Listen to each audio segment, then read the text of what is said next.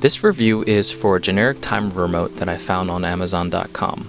The website says it works for a lot of Canon models, and I'm going to demonstrate this on a 30D. I also have a 7D, which I'm using to shoot this video, but it works for both with just a slight modification.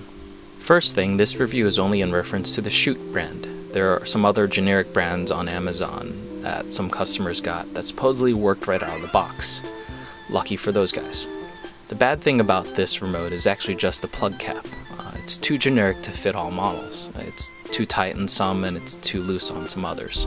So the solution is just to remove the housing cap that protects the plug.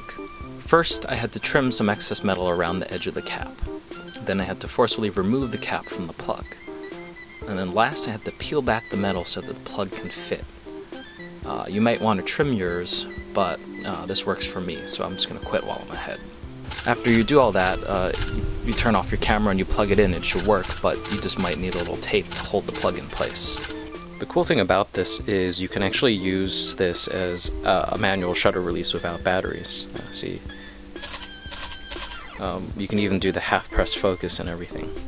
But it's not that sensitive, so you're probably better off doing that on the camera. The remote can do delays, intervals, you can do shot counts, and of course you can use it with your bulb setting, and you can use this locking mechanism to hold down for a long shutter release. There's also a cheap backlight for people who want to take this outside to do star trails at night. To recap, there are a lot of great features here for 25 bucks. Build quality is suspect, but again, it's 25 bucks.